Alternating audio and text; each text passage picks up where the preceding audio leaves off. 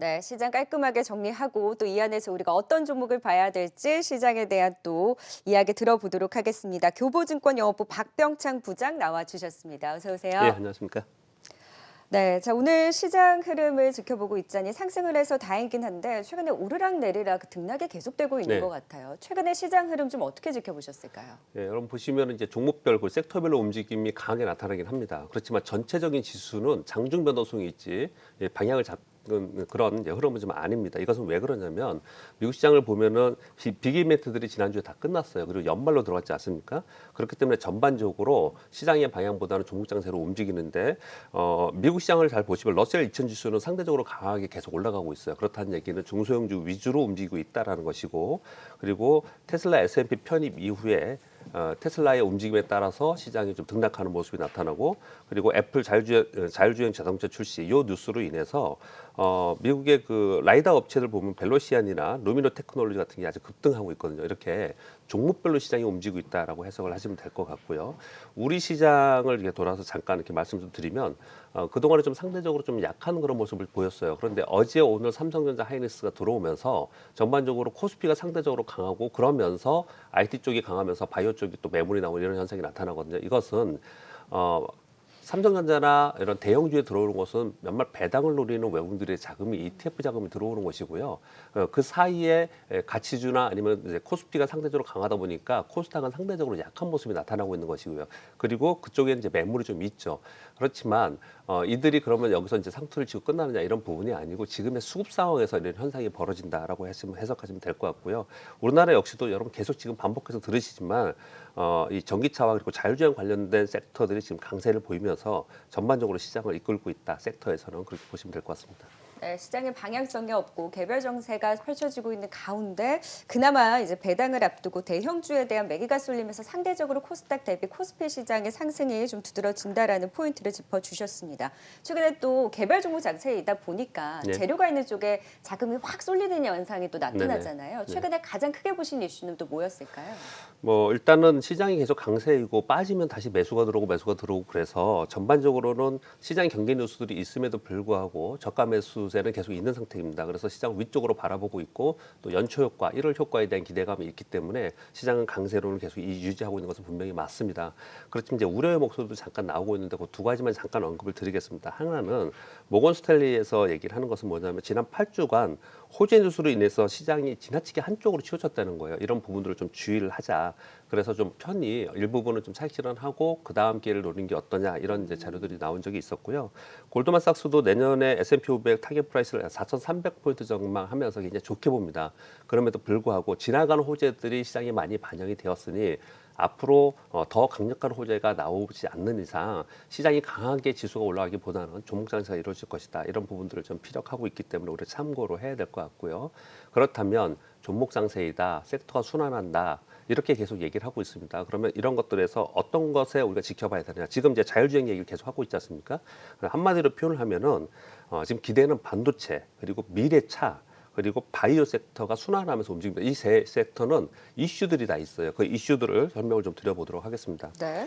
지난번에 홍남기 부총리께서 우리나라 빅3 산업 집중 융성하겠다고 발표를 했는데, 이 빅3가 뭐냐면 반도체, 미래차, 바이오예요.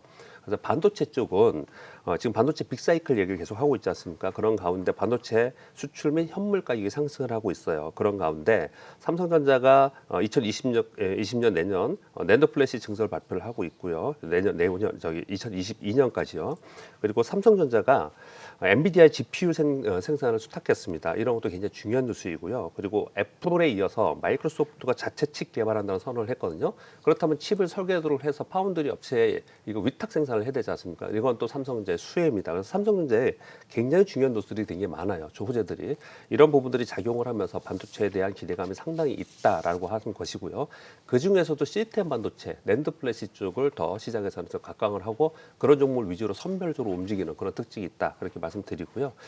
미래차에 대해서는 뭐 지금 한참 어제 오늘 이슈가 되고 있으니까 많이 들으셨겠지만 애플 자율주행 전기차 얘기가 나오면서 전기차, 배터리, 그 자율주행, 그리고 자율주행과 연관된 그 반도체, 이런 종목들이 전반적으로 강세를 지금 이끌고 있습니다. 하나 더는 지금 이제 매물이 나오고 있는데 바이오 섹터가 있습니다. 근데 바이오는 1월에 1년 중에 가장 강한 모멘텀이 있는 JP모건 헬스케어 컨퍼런스가 1월에 있죠. 그리고 4월에 미국의 아마케가 있는데 초록이 3월에 나오고 그래서 1월부터 3월까지 우리나라의 라이센스 아웃도 상당히 많고 바이오가 강세를 보이는 특징을 보입니다. 거기다가 지금 우리나라에서 이슈 중에 하나는 지금 코로나 바이러스의 위탁해서 유통하는 이런 기업이 어디가 될 것인가. 그리고 우리 백신만 계속 얘기하고 있는데 치료제 개발 경쟁도 일어나고 있어요. 그래서 여기에 관련된 정보들이 같이 움직이고 있거든요.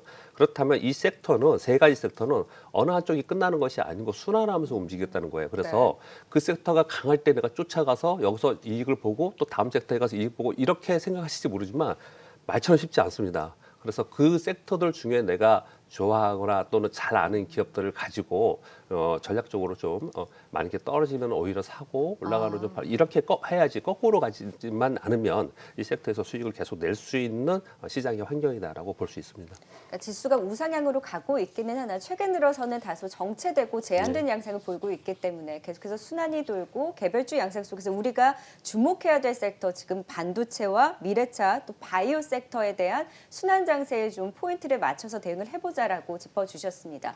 그런데 반도체가 오르는 날 쫓아가는 것이 아니라 순환이 돌면서 이들이 빠질 때 계속해서 모아가는 전략이 유효하다라는 순환에 대한 전략을 짚어주셨으니까 관심 종목으로도 압축을 해볼까요? 예, 내년의 기대주 하나를 오늘 소개드리도록 하겠습니다.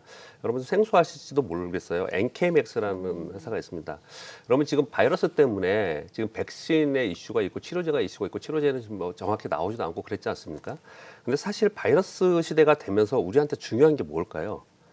바이러스 이길 수 있는 선천적인 면역이 굉장히 중요할 거 아닙니까? 사실 그래서 굉장히 중요한 부분입니다. 그래서 이 NK맥스는 내년에 상당히 기대가 되는 그런 회사라고 볼 수 있는데요. NK셀이라는 게 뭐냐면은 과거에 자연 살해 세포라고 그러는데 내추럴 그 킬러 셀이에요. 그러니까 자연 살해 세포라 우리말로 하면 그렇습니다. 이건 뭐냐면은 항암제가 과거에는 화학 항암제였다가 표적 항암제로 넘어가고 그다음에 T세포 면역 항암제로 갔다가 지금 NK 기반의 면역 항암제로 가고 있는 발전 단계로 지금 가고 있는 상황이에요. 그런데 이 회사가 NK 세포의 대량 증식 그리고 암살 능력 향상 기술이 세계 1위인 그런 기업입니다. 이게 인정을 받았어요. 이 회사가 실제로 관심을 많이 받게 된 이유는 왜 그랬냐면요. 올해 아스코 초록에 채택되면서 직접적으로 관심을 받았고 이것으로 인해서 머크와 화이자에서 연락을 받고 공동 임상을 지금 진행 중에 있습니다. 2021년 내년 3월에 마지막 환자 투여 종료가 되어 있고요. 그리고 여러 가지 임상의 글로벌 제약사와 기술 이전 등을 협력하고 있습니다. 결국은 어떤 말씀을 드리고자 하는 거냐면 내년도에는 이 회사의 각종 임상의 결과가 도출함으로써 기대할 수 있다 이렇게 볼 수 있겠고요. 지난번에 이번 주에 발표된 내용 중에도 또 특이한 점은 내년 1월 29일부터 이 NK 세포를 기반으로 한 알츠하이머 치료제 또 임상 1상을 시작한다는 발표를 했어요. 이런 좋은 내용들이 굉장히 많습니다. 그런데 바이오주들을 거래를 하시면서 굉장히 변동성이 심하고 힘들다 이런 표현을 많이 쓰잖아요. 왜 그러냐면 바이오주들이 실적이 안 좋아요. 그래서 사실 재무 리스크에 대한 것을 항상 검토를 해야 되거든요. 근데 이 회사는 지난 12월 초에 산업은행과 미래에셋등으로부터 자본 조달을 했습니다. 그리고 미국의 100% 지분을 갖고 있는 자회사에서 지금 성장하고 있고 거기서 R&D가 활발하게 이어지고 있어요. 이런 부분들을 전반적으로 볼 때 내년도에 참 기대해 볼 만하다 이렇게 좀 평가를 받을 수 있겠고요. 마지막으로 하나만 더 말씀을 드리면 이 회사가 기술력이 굉장히 좋은데 이 회사와 비슷한 똑같은 이런 사업 영역에 있는 미국의 기업이 또 있습니다. 페이트라는 기업이 있는데 이게 시가총액이 8조 2천억 정도 되고요. 그리고 엔카르타는 회사는 시가총액이 2조 4천억 정도 됩니다. 이 NK맥스가 6,400억 정도 되거든요. 네. 그럼 여러분들 이런 생각도 합니다. 미국에 있는 기업이니까 시장 사이즈가 크고 미국하고 우리하고 다르지 않나 이렇게 생각하거든요. 이건 뭐냐면 제품이 국내에 한해서 판매되는 그런 사업 영역이면 그렇게 비교를 할 수가 없어요. 그러나 이러한 섹터들은 전 세계 글로벌리 판매하는 글로벌리 임상을 하는 그런 기업들이니까 충분히 동등하게 비교할 수 있다. 그런 차원에서 관심 있게 좀 봐도 되겠다 생각합니다. 네, 지금 반도체와 미래차 그리고 바이오주의 순환에 대한 전략 속에서 우리가 바이오주 안에서 내년을 기대하면서 NK맥스에 대한 관심을 가져보자. 최근에 고점 찍고 다소 쉬어가고 있는데 기회를 엿보면서 관심 가져보면 좋을 것 같네요. 지금까지 시장에 대한 전략 교보증권 영업부 박병창 부장 통해 도움 말씀 들어봤습니다. 고맙습니다. 네, 감사합니다.